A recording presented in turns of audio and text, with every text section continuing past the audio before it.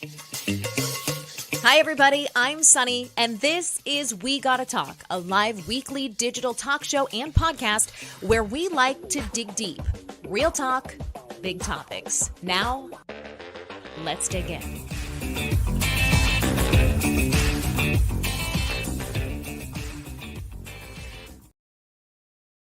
All right. Hey, guys, welcome to We Gotta Talk. I'm glad you're with us this week. So, if you know a little bit about the show, we kind of go up and down with topics, right? We're not afraid of a superficial, fun, less serious moment, lots of skincare, lifestyle, wellness talk. But as true to my news roots, we also like to dig into meatier, more issues based topics here once in a while. And I think this is important because as consumers of news, whatever level you are, whether that's online only or you're still watching TV, it's important to take some of these bigger topics that you see as headlines only and dig a little deeper. Our opinions are informed by what media we consume, who we expose ourselves to as far as opinions. And there are some hot button issues that I feel like you're never going to get the other side of the story unless you seek it out. So today we're talking about the Second Amendment, gun rights, what should and shouldn't change in the United States as far as gun laws. And my guest is really, really interesting. You heard the intro already, so you have a little bit of a bio on who Chris Cheng is, but he is gracious enough to appear on the podcast today to share with me his opinion and why he is, and I called you this in the intro as well, Chris, a Second Amendment advocate. Is that a fair descriptor for you? Yeah, I guess I'm a many things, a musician and a doggy dad, but a Second Amendment advocate is definitely accurate. And you and I were talking a little bit about, I also see myself as a Second Amendment ambassador, right? A gun safety ambassador. And, advocacy is, I guess when I think of advocacy, it's much more about a kind of a one-way conversation, right? It's saying, I advocate for this position, which, I do. But on the other hand, as an ambassador, for me, it's about building bridges to people outside of the firearms community. And the thing I think that gets constantly lost in the firearms debate is that we're all on the same page, right? We all want the same end goal, which is a safe community where we don't have to be walking around in fear. We don't have to worry about kids getting shot in schools. And so that's how I approach this debate and this discussion is, all right, how do we make sure that we all get what we want, right? Which is a safe environment and happy, safe lives. And how do we do that without compromising our civil rights and our civil liberties? The Second Amendment is often thought of as a lesser than, constitutional right. And I think that's wrong. I think that the founding fathers created the Second Amendment, right, for a very specific purpose. And it's the second of, the original 10 for a reason. And I'd love to dive more deeply into that. And so, I'll kick it back to you. Yeah. Okay. So I have the text of the Second Amendment here. This was mainly for me so that I could have this as a reference. A well-regulated militia being necessary to the security of a free state, the right of the people to keep and bear arms shall not be infringed. Okay. So you dove right into a point that I really want to clarify right off the top. And I think this is great. So, people may consider this, I don't want to say a less important, but we're going to use that term sort of loosely right now, a right in America, I think, because we are living the benefits of the revolution that established this country, right? And people really don't see a need for the need to arm themselves with this high-powered weaponry because they're like, well, who's going to come for me? Like, what are we protecting ourselves against? The Constitution was created, the amendments were created at a time where there was a real risk of the government sort of trying to usurp the power and the individual rights of citizens, but we're not there right now. So, like, we're not living in revolutionary times, Chris. How do you defend that point? The people who say that this is just sort of one of those elements of the Constitution that sort of aged out, for lack of a better word? I was going to use the word antiquated, right? A lot of, and I'll be very frank, before I, won this show called Top Shot on the History Channel, I worked here in Silicon Valley at Google. And I was not a Second Amendment advocate. To be frank, like I didn't know much about the Second Amendment, over 10 years ago. And I thought of the Second Amendment as this antiquated civil right? It's like, most Americans, we know the top level purpose of the Second Amendment, which was to empower and arm Americans to defend ourselves against a tyrannical British crown. And we use that right to bear arms to defeat the British. And it is in our Constitution, right, to protect ourselves from any future tyrannical government. Now, if you're like me, I think most Americans associate tyranny with a monarchy, right? With the crown, the British crown to be specific. And of course, like the British are not a threat today, right? They are in fact like are one of our closest, if not the closest, ally that we have. But so what does modern day tyranny look like? Because for me, that was the question, right? How does the Second Amendment apply to today's time? So, tyranny is, I looked up the definition of tyranny, and the definition is the uneven application of force or resources by a government. Now, if we think about what's been happening over the past specifically 15, 20 years, and well, obviously for decades and centuries, that our government has consistently misapplied or disproportionately applied the government. And let's use law enforcement, right, as one very key example, right? That some law enforcement agencies across our country will and will not show up depending on the color of your skin. If you have a particular sexual orientation, right? I'm gay.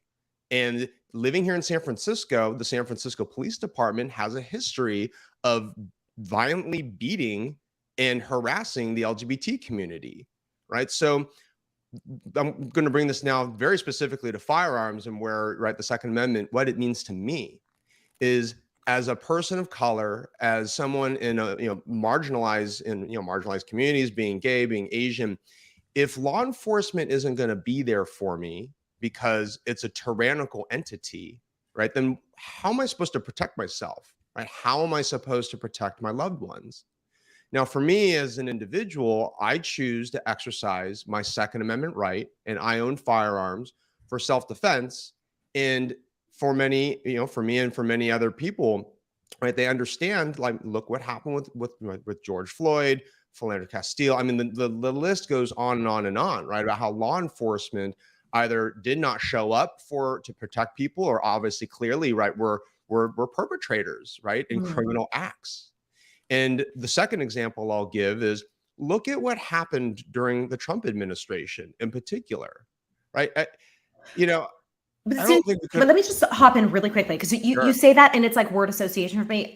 I think of the Trump administration, and the word association I have with guns and with weapons is the insurrection, or whatever we're calling it these days. And not that they were armed, and I actually don't know that for sure. I haven't been following it closely enough, but it almost stirs in me like, oh, I feel like they were using guns in the wrong way. They meeting citizens who seemed to agree with some of his points of view in some of the ways that he was governing. So that's like my immediate oh, Mad Libs word association. Yeah. You know what I mean? Yeah, and I think that's a very reasonable reaction, right? And January 6th in particular made gun owners look really, really bad. And yeah, many of the insurrectionists were armed.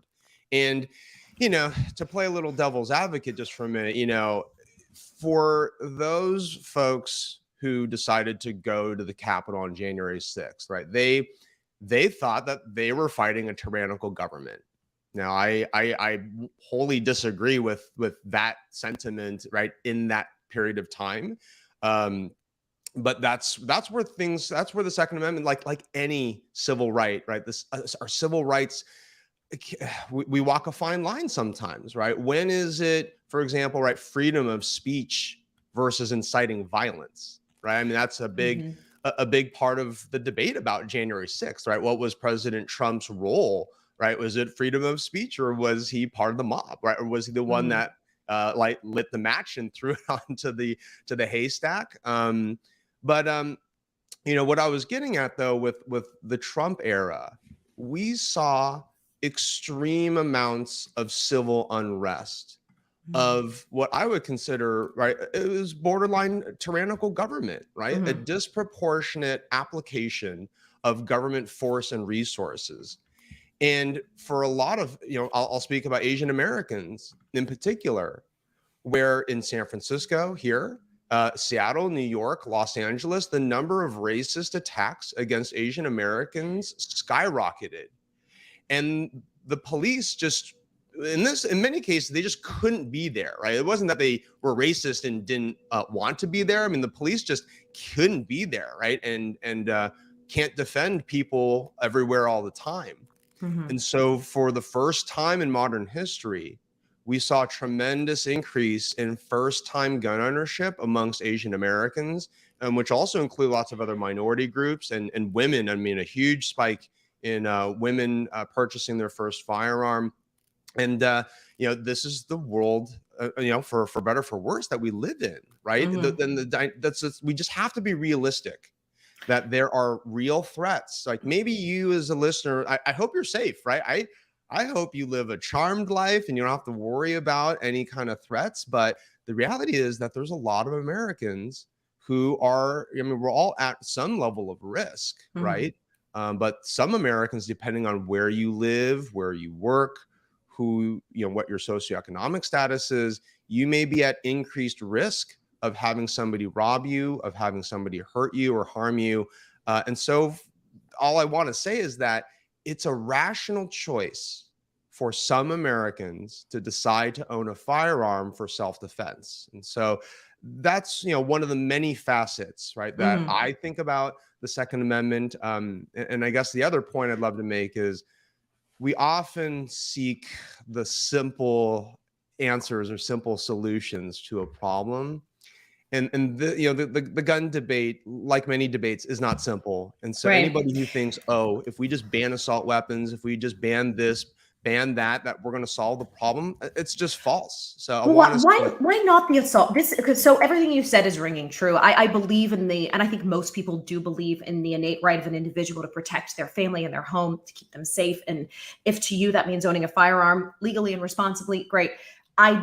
What I don't understand, Chris, is the need for access to these high powered weapons. And in the absence of another, revolutionary war style conflict where we're seeing the government, like I said, try to impede in some way on our individual freedoms and our collective freedoms. I just don't understand why we need an AR-15 available for people to buy. And more so, if we do, why can't we get common background checks, written into, why is it so hard? Please explain Yeah. those two things, especially in Yeah, relation to yeah, the and assault. they're great questions, and I can definitely provide some very good insight into why do some Americans like me decide that, right? I wanna and I own, multiple AR-15s, and then the background check question, another great one. So let's talk about assault weapons first.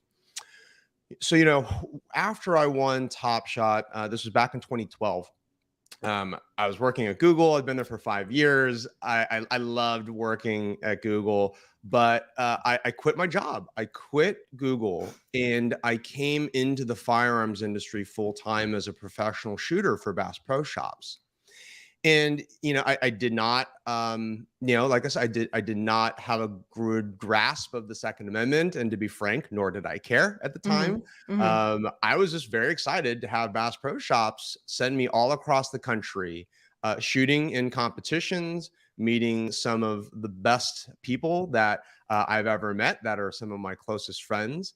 And so my initial introduction to the AR-15 was as a sporting rifle, as my competition rifle. And over time, though, as I became a landowner, and this is where this is one of the key points here.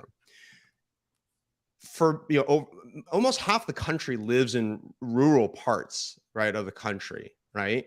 And for those of us, I have a home here in San Francisco, and then I have a home in the mountains. mhm, And for me, depending on where I am, the self-defense and home defense weapon of choice will change. mhm, For me personally, an AR-15 is not an appropriate home defense weapon in a city or somewhere where you have close quarters and you've got your home's just separated by planks of wood and drywall.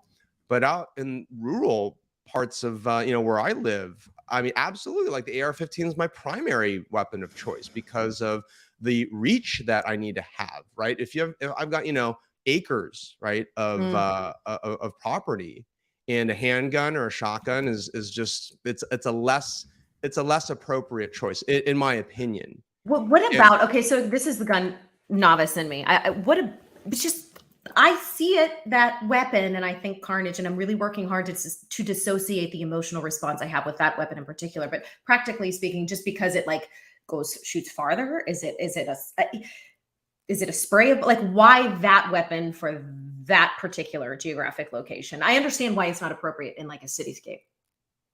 yeah, for me, it's about what's called round capacity, right? I can carry 30 rounds, right, in a firearm. And look, if you talk to any gun owner who has a firearm for self-defense, right, this is the flip side of like, why would somebody want a quote high capacity? So 30 round magazines are standard, right? So Mhm. the language gets twisted a lot in the gun debate, right? So I have a standard 30 round magazine, and in a self-defense scenario, there's no gun owner who wants less ammunition, right? Then Like 30 rounds? I'm just saying in general, Yeah.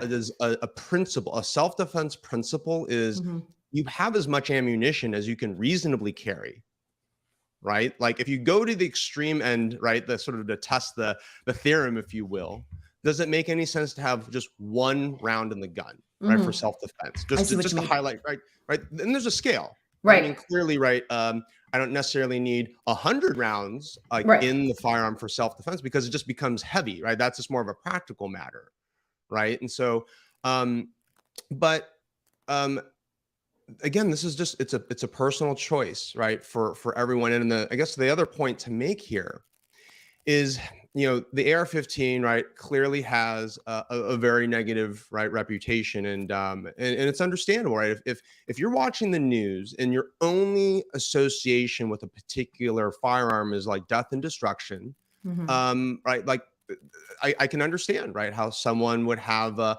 negative reaction to it. Mhm. The thing to keep in mind is, I think, two main things. One, assault weapons are used in the smallest of small percentages of homicides in our country, yet they are the ones that get the most media airtime. Right. So you have to just consider the impact of agenda setting, right, that the news has, Right. right? So if we're constantly seeing a certain thing, that's just naturally going to color our perspective. And it's not telling the whole story, I guess, is the point. I do agree with that, but just really quickly, and responding, as I think many parents would to that particular point, they shouldn't be available at all. Like it should be, God, it's like choosing between the lesser of evils. If you're going to be a horrible person and choose to commit an act, I would rather it not be with a weapon that offers the potential for maximum damage and carnage. Like Yeah, why? And I do let's agree that people do kind of hook on to that part, but it's because that weapon is necessarily that much more dangerous and deadly.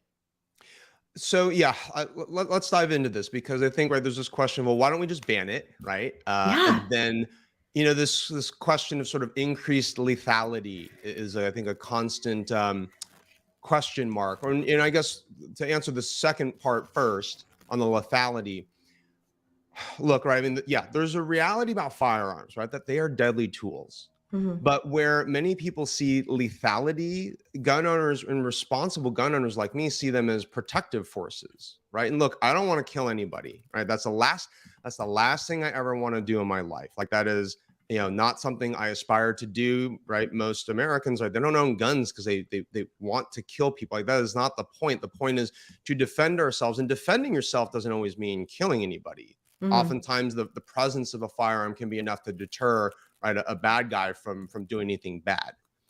um but so on this first point of like, well, why don't we just ban it, right? We already did that, right? The federal government already banned assault weapons between 1994 and 2004, right? We were at a 10-year federal assault weapon ban. The FBI did a review on that ban, and they concluded that the assault weapons ban did minimal, if almost nothing, right, to reduce violent crime. So, right, that's the first point. Like we've already tried an assault weapons ban. Number two, there's also just this reality of there's over 40 million, I think actually maybe more at this point, the 40 million AR-15s in our country, and combined with the fact that 3D printing is obviously Mm. becoming more and more of a thing. And it's like Pandora's box, right? It's like, look, what I think of firearms very much in the way that I think about technology, just to have a little bit of a little bit of a tangent, but just to sort of help listeners understand at least where I'm coming from. Mm-hmm. Firearms are just not that complicated, right? They're just shapes of metal and plastic, right, that are assembled in a specific way, right, to become a tool that, yes, can defend people, can also harm people. And technology, right, similarly, right, it's just sort of zeros and ones compiled in a way Mm-hmm. that can be used for good or evil, right? Like AI, right? AI is a big part of the debate right now. There's a lot of people who say, well, like, let's ban AI, right? Let's ban AI in colleges and in the professional world because of what its negative potential is. Look, the reality is the cat's out of the bag, right? Pandora's box is open with AI and other technologies. Like, there's just no going backwards. Yeah. So similarly with AR-15s and firearms, look, like, the cat's out of the bag, and firearms are incredibly easy to make. In fact, a little fun fact that I learned, during my journey is that homemade firearms are legal, and they've actually always been a part of the American experience. And this was around the idea that why should the government restrict the ability for a citizen to protect himself or herself? And therefore, if somebody wants to make a firearm out of homemade parts, well, that's always been legal. And I thought that's kind of interesting. And the other part here, again, I look at the Second Amendment about it's about self-defense. Now, whether it's about defending against a tyrannical government, or just look, like, you need to protect yourself, right, from threats, real or imagined, right? But it's at least at minimum like the sense of security, which I think is very important for a people to have at least a sense of security, whether it's real or not. Now, firearms in the Second Amendment. Here's one thing that I've been interested to learn or think about is the Second Amendment is one of the few that, and maybe the only, where we charge, right? The government feels like they can charge people, right? Tax us on our ability to defend ourselves, right? If you think about any other civil right, like where are they? Like, we're not taxed to exercise our right to vote, right? We're not taxed to exercise our freedom of religion. So why should the government, tax us to exercise a civil right, right, and a civil liberty? So back to this homemade firearm example, the government, we all know the government likes to charge, and tax and fee us to death for all sorts of reasons. In the context of concealed carry permits, let's use this as an example, right? We've got this big debate around some states have what's called constitutional carry, meaning that you don't have to get a concealed carry permit, right, to carry a pistol, right, concealed on your person. There's no fees, etc. But here in San Francisco, for example, I am in the process of applying for my CCW, and it's probably going to cost almost $1,000, right, when the dust settles for me to get my CCW. Now, what about someone who can't afford that, right? Why should somebody have to pay the government for the right to protect themselves with a firearm? So that's just another thing to think about in the debate. That is really interesting. And I am a person who believes that I keep going back to this general point. I'm probably not explaining it well from a legal, sort of definition, but I do believe in those individual civil rights that are given to us, right, as American citizens. But I also think that if you don't have your life together enough to have $1,000, you don't have a steady job, or you don't have the ability to maintain a stable existence to save, maybe you shouldn't be the kind of person with a gun too. Like, I hate, because that gets very, I know people are going to hear that and be like, what right do you have to decide? But there is a level of sanity you have to have as an individual, stability, mental health. I mean, Chris, you are an upstanding citizen. Like, I don't fear that you or the guns you own will ever fall into the hands of someone that they shouldn't. But someone who doesn't have their life together enough to have a permanent residence and a job, I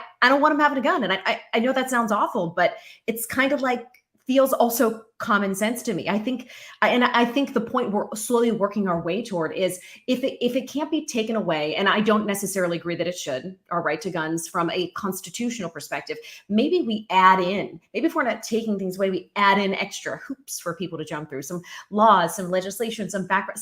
Like that's what we're slowly getting to. So if we're not going to take anything away, because we all agree that yes, we need to defend ourselves either against a government bent on ill will or individuals, great.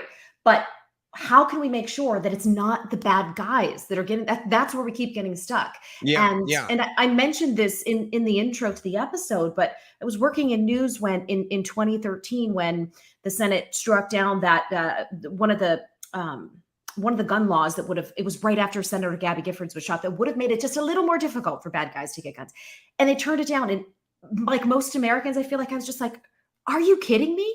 Like, if we can't agree on how to keep the guns out of the bad guys' hands, what can we do? Like, what can we add in? Let's talk through those steps. Yeah.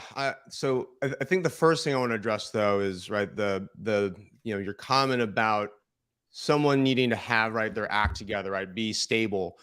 I mean, look, on the surface of it all, I mean, right, I think we all would agree, right? We only want stable people, right, to own firearms. But look, right, who are you or I to judge, right? If somebody can't afford $1,000, right? Look, like, yeah, for me, right, the Constitution and our civil rights should not be dependent on how much money you have, No, right? that I mean, is that's just, true. I hope that didn't come across as elitist, but if it's not there has to be some barrier to entry though, Chris. Like something like a gun should not be as easy to access as like a bag of Doritos. You know what I mean? Like, so if it's but not so financial and yeah, it's not that constitutional, what is it? Yeah, I mean, so that sort of sentiment is, I would say, not completely accurate, right? In terms of easy access to firearms. Now, back to like this background check, right? Debate and discussion, right? What we're talking about is there's basically like two main ways, right? Mhm. Three main ways, I guess, to get a firearm. The two legal ways, right, are you go to a federally licensed firearm dealer, which composes of the vast majority of firearms purchases in our country. You have to get an FBI background check, right? Mhm. So, and firearms are the only one of the only what are we calling it here? One of the only items like that you can go purchase out in the public that you have to get a background check for, What right? about gun shows though? So yeah, gun shows, yeah. So that's the second way, right? Now, depending on what state you live in, many states do require background checks, right, for gun sale purchases. Others don't. Now, here's the rub, right? And it took me a while to understand like what the rub is here. What's happening at gun shows? It's a mix of federally licensed firearm dealers, Mhm. right, who are at the show, but then there's also private citizens who can also just go to the gun show, set up a table, and transact in commerce. Now, if I'm a private citizen and I want to transact with another private citizen, like this is the part, right? The universal background checks, right, debate is trying to capture, right, that type of transaction. Mhm. Now, and it doesn't just happen at gun shows, right? That's the thing. Like if I live in a state where you're supposed to do a background check between what's called private party transfers.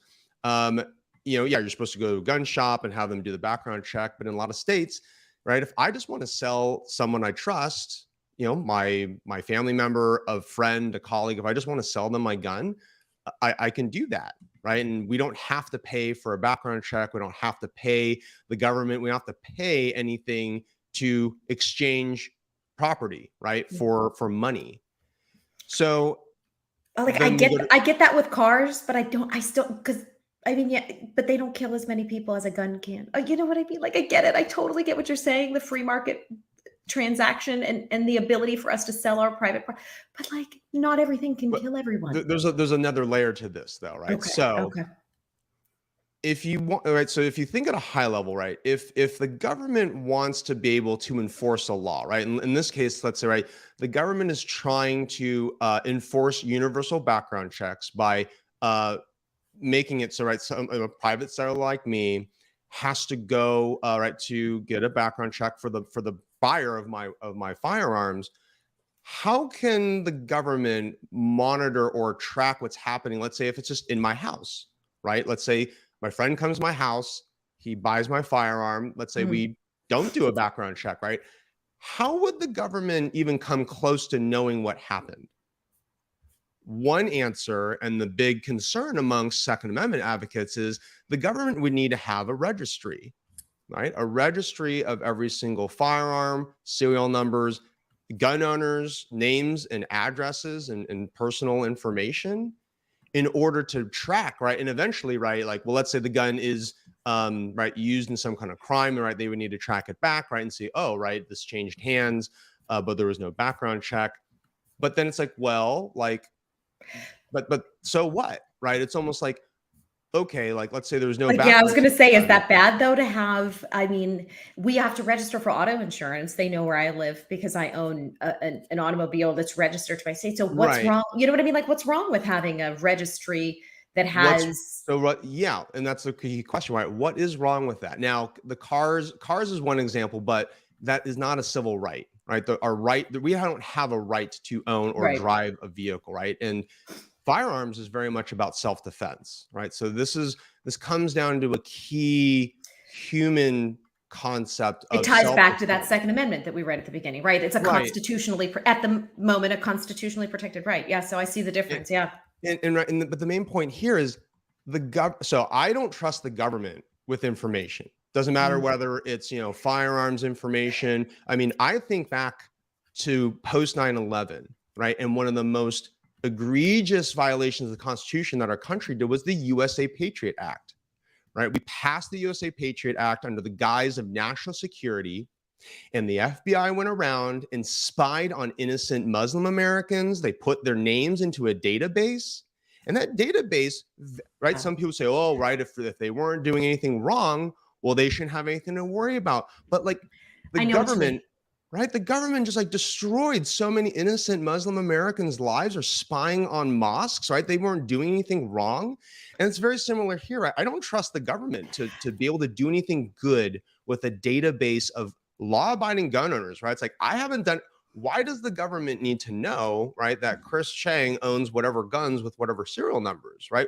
What kind of good does the potential amount of good outweigh the likely bad, right, impact that the government could do, right, with that kind of information? So I mean, that's my take, Right. right, on So why that's a concern. does it all come back to, and I know we're avoiding stereotypes here, and I do think you're like a walking anti-stereotype on this issue, but it seems to me that it boils down to like people who trust the people who trust the government a little more. We could, the anti-gun people, anti-assault, whatever, and those who like don't trust the government, like the more pro-gun Second Amendment advocate. I mean, does it all boil down to that? Is that what this is all about, essentially, in your opinion? For me, right? And I did go back to the Trump era, right? It's like, look, if you quote unquote trust the, I'm just going to use a hypothetical, right? Let's say you trust the government, but during the Trump administration, like, did you really trust the government, right? When he was in power? Like, I did not. And I think, like many Americans, we saw our country multiple times. We were on the precipice of just massive civil, almost like destruction, it felt like. Mhm. All right, literally, like cities burning and rioting. I mean, like armed insurrections, like, right, in our nation's cap. I mean, like, Yeah. everyone needs to wake up, right? This whole concept of like, I trust the government, it shouldn't really matter who's in power, Right. right? Republicans or Democrats. Like, look, like, we all know power corrupts. And at the end of the day, I just come from a place where the only person that I can rely on ultimately is myself, right? For self-defense, Mhm. for taking care of myself and my family. And I know that might differ, right, from the perspective of many other people. But the main point I hope that people get out of this conversation that we're having is that there is this other side, right, of the gun debate, and it can't be discounted. And I hope that as many people who may disagree with what I'm saying, you just can't discount it, right? Because like my reality and my truth is just that. And to bring it back to the ambassadorship, right? Part like Mhm. my attitude and opinion about being an ambassador for the Second Amendment and the gun community. if we're going to come out the other side of this debate, right, all intact, like we need to do this together, right? This So, just okay, cannot. Let I me just I say one love more final thing. this. I Okay, just okay, don't think okay. that we can have one side win or lose here, right? It's like the gun Right. rights people can't be like, oh, we beat the gun, control people, or vice versa. Like this just can't be a zero sum game of winners and losers. And so we have to work together. And the only way that we work together is we have to understand, right, where we're all coming from and work towards that common goal. So, what on that note would the pro gun side be willing to give up to get to that? We know what work that the other side would have to get to, right? The sort of acceptance of the belief of things you just said. The government maybe doesn't necessarily have your best interest in mind all the time. Your inborn right to protect yourself and your family. So they're going to concede that, right? In this perfect world, what is the gun lobby going to give back? What concessions would they give to get to that perfect spot?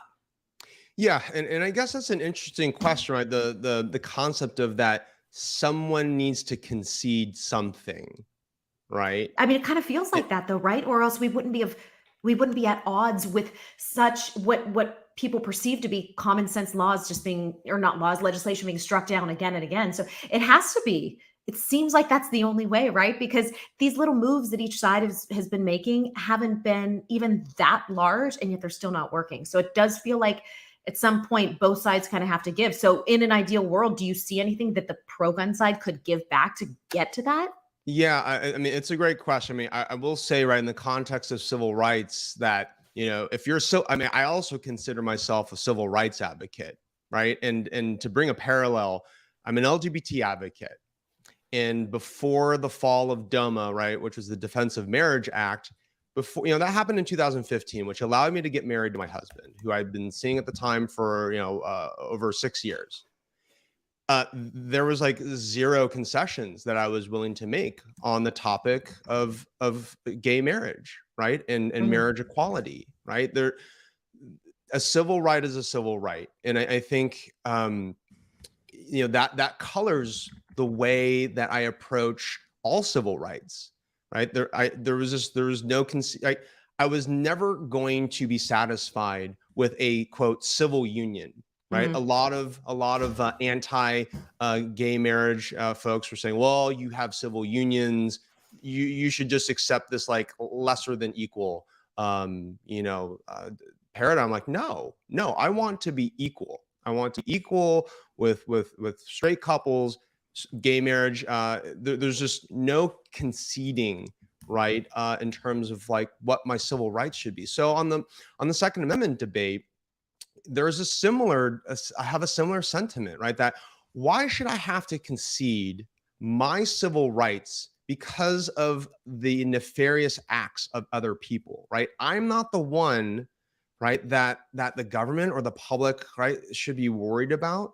So why should the majority of Americans concede their civil liberties in order to try? And this is what's, I think, frustrating for me is, let's just say in a hypothetical world, let's say I did give up some of my civil rights, right? Let's say we do ban assault weapons again, and we restrict magazine capacity, and we do universal background checks. Like, let's just say all of this happens. I don't believe that it would make a meaningful difference in reducing violent crime. Because, well, when you said, "Why should I have to?" I would, what comes to mind is like the kids being slaughtered in schools. Like if there was one less gun, and I know that it won't, the But that's banning just of a it, right? weapon Like won't, if it won't you take them off the streets. I know that, but Yeah. there's some, there's, If the government took away my AR-15s, like that's just like that's not going to do anything, right? It's like but it's not. won't it It's do just. something down the line though, Chris? Like won't, as those guns become more scarce, and I know there will be a black market system set up, but putting that aside, as those guns become a little more scarce, wouldn't there be a chance? And I feel like people's lives are worth a chance. Wouldn't there be a chance of there being less mass But shootings? let's bring this back, right, to just the terrorist analogy, right? If there was just a chance that we could prevent the next 9/11, right? Just a Mm. chance that we could prevent thousands of people from being murdered by terrorists by violating some people's civil rights or asking some Americans to sacrifice their privacy. it just, right, that's the I line know for you're me, right? I just, I get it. I mean, I get it when you yeah, put it that way. It's just there is no part of me that can fully accept that there's not a way to solve this. And I really want to be so when I hear yeah, you say like there is no concession to be made from that side, even though it's rooted in this, protected sort of right that we Americans have, it's still, I don't know, Chris, it still makes me want to say, but we've got to figure out something. What does yes. common sense gun Yeah. reform mean to So you yeah, or mean to let me someone? answer. I'll answer the concession question Okay, with I'm sorry. So many the questions here. no. It's a great way, but I want to answer it in a right, because like what your Yeah. question is really getting at is what are some potential solutions, Mhm. right? Because for me, like the give and take, like I have a background in international negotiations from my academic days, and I look at all kind of these hot topic button issues. They're all negotiations, right? At the end of the day, you have multiple parties who have multiple interests, and the idea is to look at where the overlap is, right? And back to the main goal for all of us is we all want a safe society. Now, in my mind, the goal is how do we have a safe society yet we still preserve the civil rights, right, for those of us who own firearms. And I don't think that those are mutually exclusive, right? Because if you look at the history of firearms violence in our country, right, this whole like the mass shooting thing is a new phenomenon, Mhm. right? Firearms have existed, right, for centuries in our country. Now, of course, right, technologies advance, right, different types of weapons, and et cetera, et cetera. But so for me, like, well, what has changed and what are some potential solutions? And so for me, potential solutions revolve less around the firearm and they revolve much more around the people, right? Much more around the people. So one idea is there are a number of community violence interruption groups, and these are often community volunteers that are deeply embedded, right? They're members of the community. They're well respected individuals. They're the ones who identify troubled individuals, right, in their community, right? The federal government is less likely to know who the troubled, the unstable, right, individuals are, and it's always going to be a local solution, right? I live in San Francisco, here in the Castro district. Like I know who the unstable people are, right, in my neighborhood because I live here. I'm here every day. And so this idea, though, with community violence interrupter groups, Mhm. is to identify troubled individuals Mhm. and to swarm them with resources, right, to help divert them away from violence. And if you look at the profiles and the experiences of most of the mass shooters that we've seen over the past, 2 decades, that often like these are troubled individuals who have a history of being shunned by the community, Mhm. right? It's the high school who suspended and expelled these kids. It's the parents who, right, are naturally like they don't know what to do with Mhm. with their troubled kid, but they medicate them. In some terrifying and terrible examples, some of these parents buy their kids a gun, right? And they're troubled like that. I mean, that is criminal, Well, that's right? That, criminal too. And when I'm hearing your this sort of as a proposed solution, what I'm thinking of is number one, that requires some sort of like tracking on people's mental health, which even though it's not official, feels a little like big, weird government to me in some way. Like, what are we just gonna like? It's kind of like the discussion we were having about the people who should quote unquote be able to own a gun. Like, it would involve some level of judgment on someone's mental health state, which while common sense would make it seem like that's possible, seems like it would involve some level of like weird, the, possibly infringing civil rights. And then also, thankfully, the infrastructure already exists, right? It is a combination of the legal system and law enforcement and mental health professionals and medical professionals, right? Who evaluate, and adjudicate, right, whether certain individuals are mentally stable. I mean, but this if they're is in the system though already, right? Like if you're flagged as a kid with, say, I don't know, a mental health disorder, and these people have seen treatments, have gotten treatments before, but like how do you pick out the could be's in a sea of people who otherwise don't yeah. flag on an official system? I mean, like that feels hard too. Yeah, so I want to encourage us to, there's obviously always going to be pros and cons, right, for every Mhm. solution. And in this case, Mhm. right, yeah, of course, there are weaknesses to this approach, right? There's Right. privacy concerns, right? You don't want to have false positives. But I think the idea is, right, we want to use as many tools as Mhm. possible, right? And there's no perfect system, right? Again, right, there's no single solution that's going to make all the violence go away, right? We can't ban assault weapons and think, oh, we're just going to stop mass shootings with assault weapons. And in fact, like mass shootings will just continue with other types of weapons. If you just think about the logic of it all, an assault weapon is just like not the singular type of firearm that can inflict mass damage. Like that is just right. This is just as a gun owner, I can tell you, right? There's like all firearms, many firearms are capable of inflicting like similar damage and casualties. So but the idea here of look, we all feel we need to do something, right? I think there's just this overriding sentiment that we need to do something, that also what we're doing isn't working, right? Like Yeah. let's just be really frank, right? Mhm. Everything that we're doing is really not helping reduce the problem.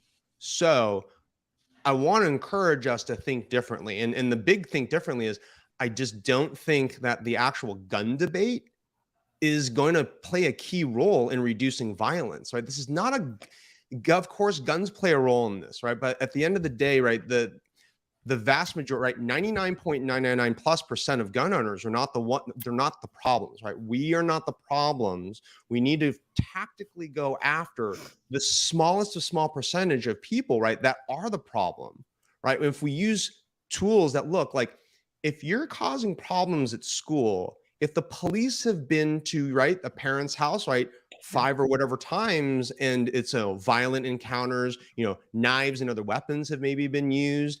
I mean, look, like, yeah, like you're on the flat, you've been flagged by the community. And at a certain point, right, if you are a threat to the community, right, you are sacrificing as a community, right, as a society, we say you are at risk of losing your civil rights because you have proven yourself to Mhm. not be trustworthy, right? And that should be the litmus test, right? Instead of treating Americans all like potential criminals and throwing digital dragnets over us and restricting the rights of the majority, let's wait until people have proven themselves to be either a problem or a potential problem.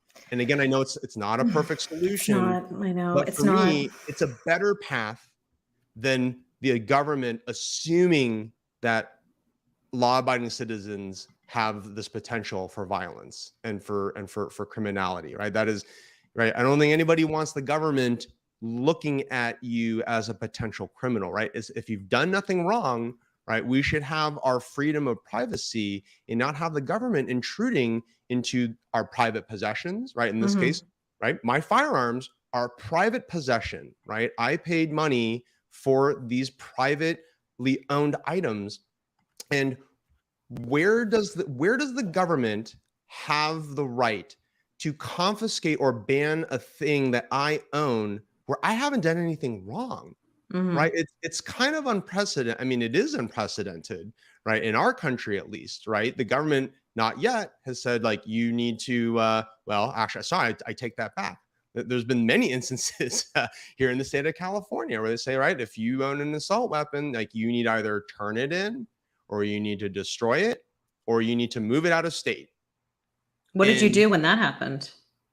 oh, I waited because Yeah. it's been challenged, right? It's been tied up in the courts, right? For forever and ever. And I'll be frank, like the Second Amendment, the gun rights side is, I mean, I'm fully confident we're going to win, right, on this assault weapons ban topic, because again, the dynamic of the government shouldn't be able to confiscate private property, right? It just really comes down to that simple fact.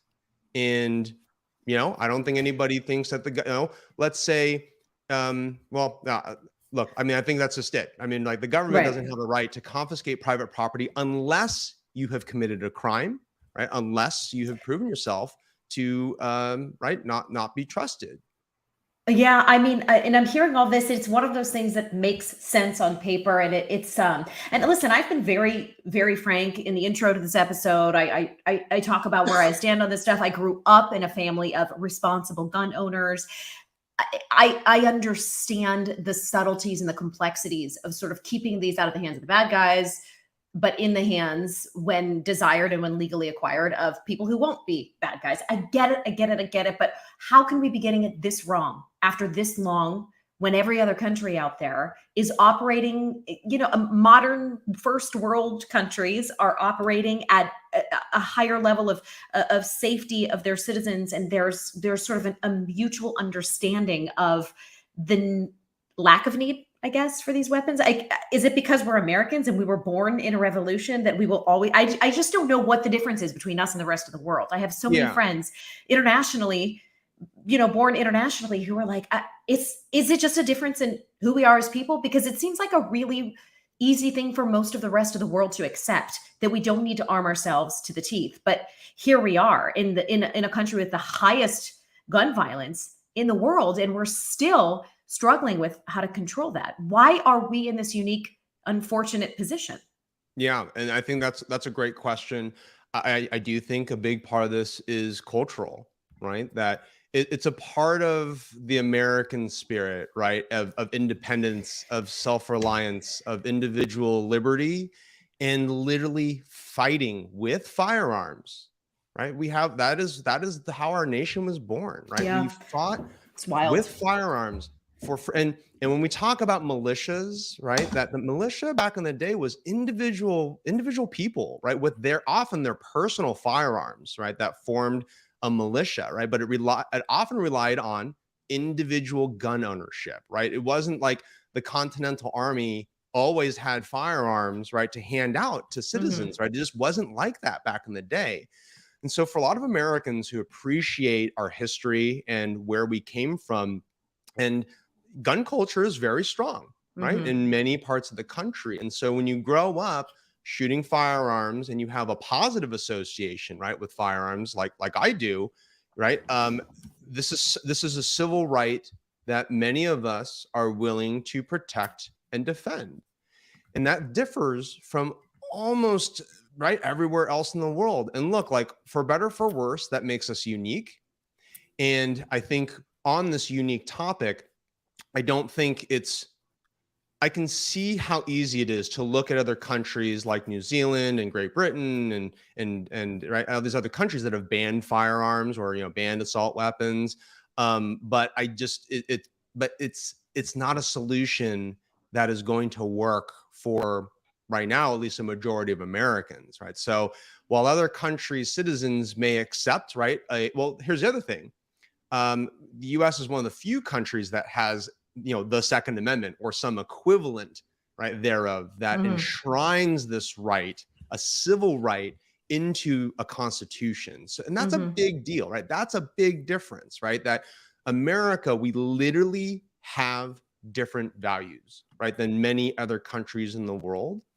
And for right, I'm a proud American. I mean, look, we're not perfect, right? I mean, don't get me wrong, right? America is like far from perfect, but in terms of the ideals that we were founded on and the ideals that we stand for, I think those are worth protecting. I think the debate that we're having is a necessary one, right? And we should be having vigorous debates and discussions like the one that we're having. So everybody, at least, again, like, this isn't about, I'm not on here to change anybody's mind. Right. Like, that is not why. All I'm here to do is just to help shed some light on why this debate is so contentious and why it is hard. I think one thing that actually frustrates me the most in the debate is when people think that there's just it's just so easy as X, right? If Hmm. we just did X, like, that would solve this debate. And it's like, no, Well, people it's do say that a lot about the background checks, or like we said, increased um, background checks at gun shows, and why we, yeah. like, people do seem to think, or the banning specifically of these types of weapons. And again, And I just and want to encourage people to just understand and just respect that it is not that simple. If it was, And recap if that for us, Chris, because I think it's important to walk away. And we spent a good chunk in the middle of this interview talking about that. And it was the portion where I said, okay, well, what is the concession that the Second Amendment advocates are willing to make? So put that, because I love to put a bow on things and make them short and concise. It's like the yeah, news person in me. yeah. Tell me why specifically and quickly why that, in your opinion, is not the solution. And I remember coming back to something about a registry and keeping tabs on people, but please Mhm. explain it in simple terms, why you Yeah. don't think that fixes it. Yeah, I mean, I think to boil this down, right, a lot of the gun control solutions and proposals will disproportionately impact law-abiding Americans and treat me and other law-abiding gun owners like criminals. And a lot of the proposals, the gun control proposals, won't do anything to reduce crime, and that's the long and short of it all. I mean, if Can I there was a tack on a magic question wand, too? Because I'm sorry to hop in, but I do wonder.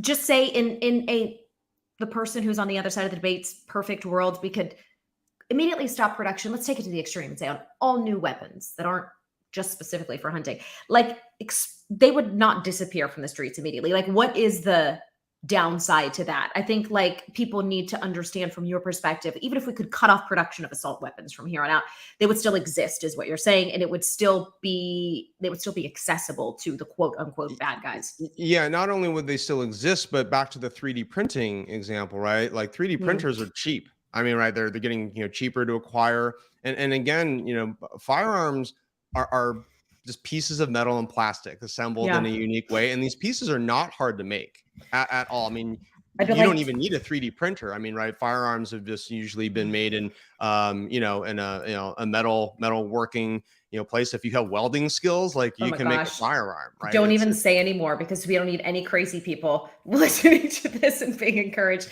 Not that they would, but Yeah, just no, in and case. yeah, and I'm not encouraging anybody to I do know, anything. I know, I know. I'm just You're saying telling that the this honest truth. exists. Yeah, Yeah, I like know. we just have to You have to stack acknowledge it. reality up, right? Of Mhm, course, like I think every issue, right? We always have these overly simplistic ideas or goals. mhm. And the idealism, right? I mean, look, like, of course I'm idealistic, right? I mean, I've talked about, right, how idealistic I am about, right, Second Amendment is a civil liberty and an individual civil right. But the reality is, right, we have to stack this up against the reality that, body counts increasing, right? And from my perspective, all these criminals, right, all these, can I swear on your show? Swear away. All these assholes, right? All these assholes with guns that are killing people give law-abiding gun owners like me a really bad name, right? Like, I can't tell you how many dinner conversations, right, and cocktail parties, that I go to where someone finds out, right, that I'm a gun owner, and all of a Mhm. sudden I'm now associated, right, with a criminal, right, Chris, right?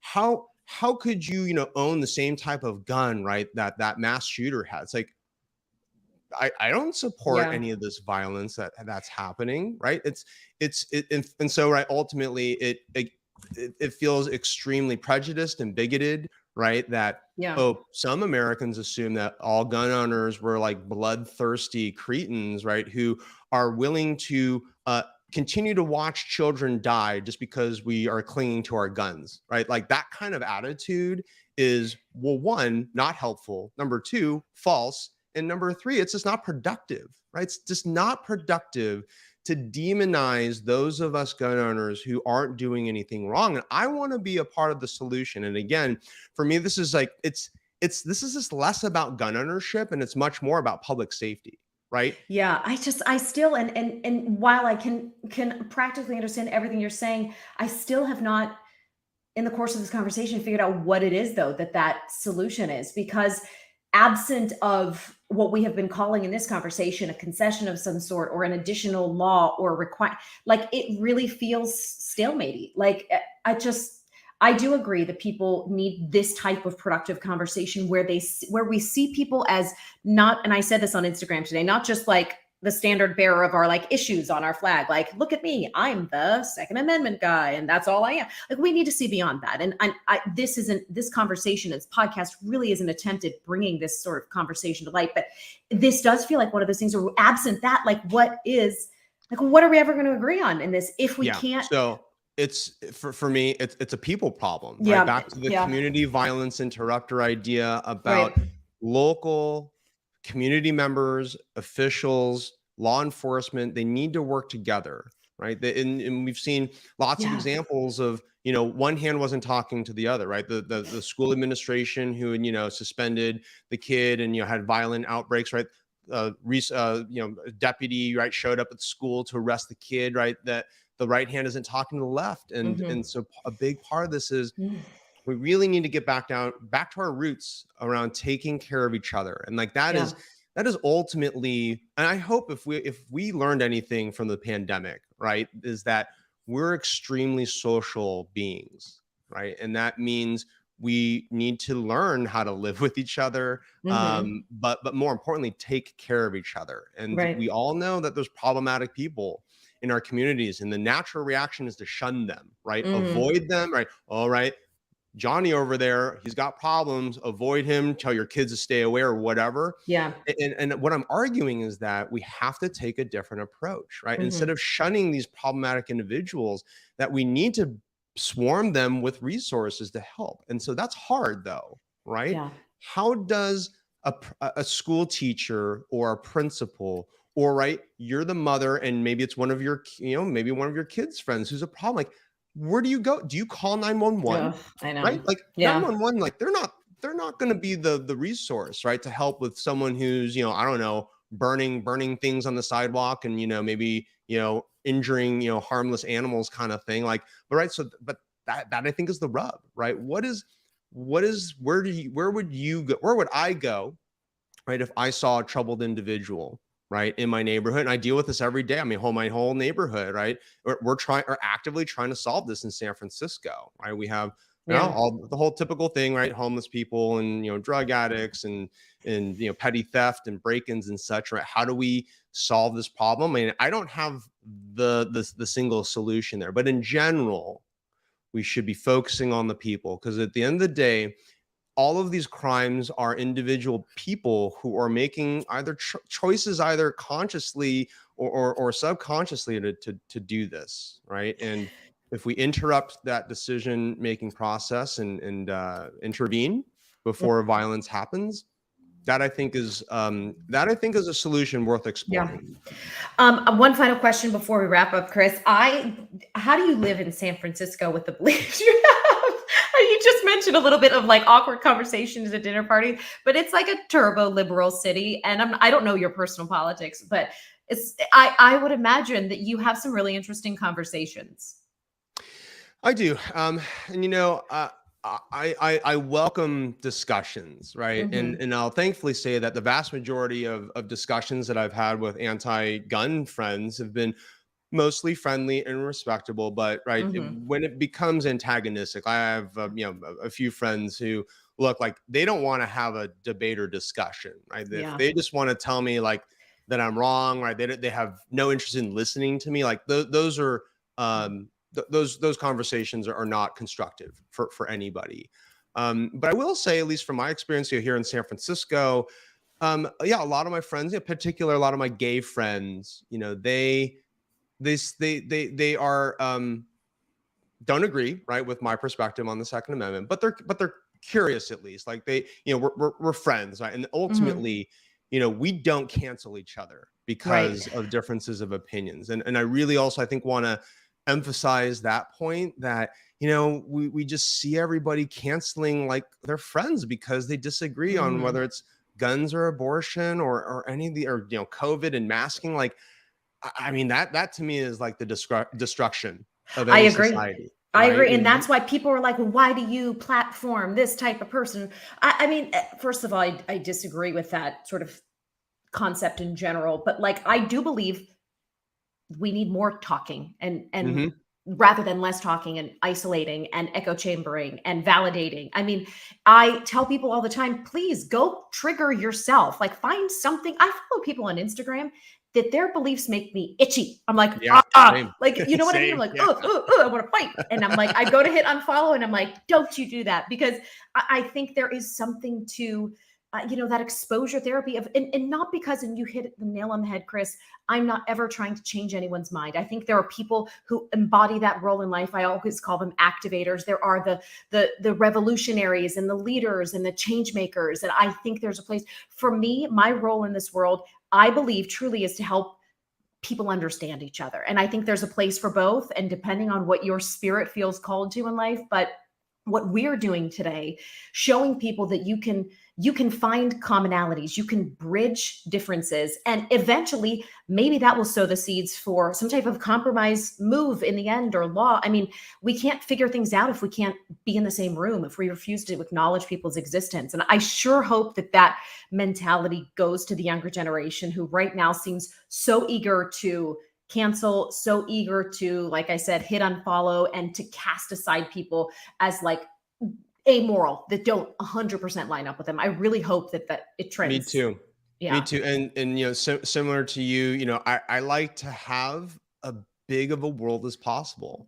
Right. And when we ignore perspectives, it just shrinks our world, right? Canceling people, it shrinks your world. And just because the opinions and attitudes that you may no longer see in your feeds, like, they're still out there, right? Just because you don't see it doesn't make them go away. It's Right? true. And back to just my general philosophy of, like, we just all need to face reality, right? Face reality and facts, and try and make the most sense, right, that we can out of things. And so, I'm very thankful for my anti-gun friends here who are still my friends, right? I feel that we all have our world is bigger, right? That we have a more full understanding of who we all are, what our aspirations are for this particular topic, what our fears are. And look, I mean, I'm here for it all, right? I just,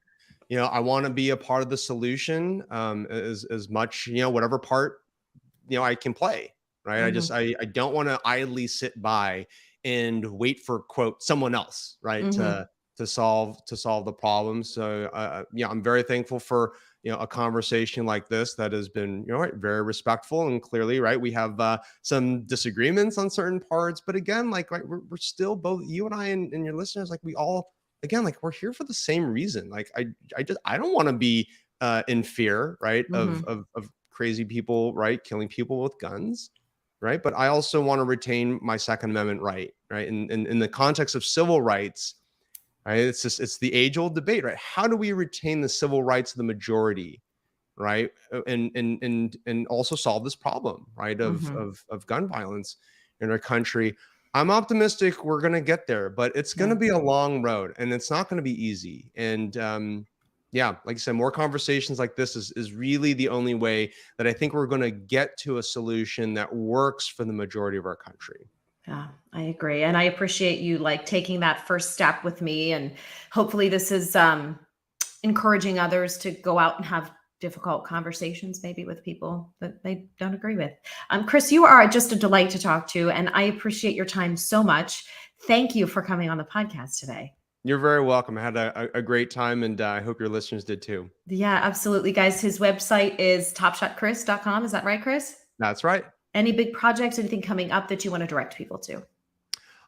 Basically, I've got a lot of firearm safety videos for anybody and they're all targeted towards new shooters. So if you've ever been interested in, what is it like to go learn how to shoot, and my videos are targeted to someone who knows nothing about firearms.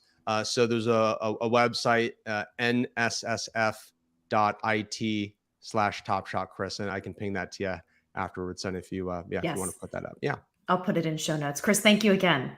Thanks so much.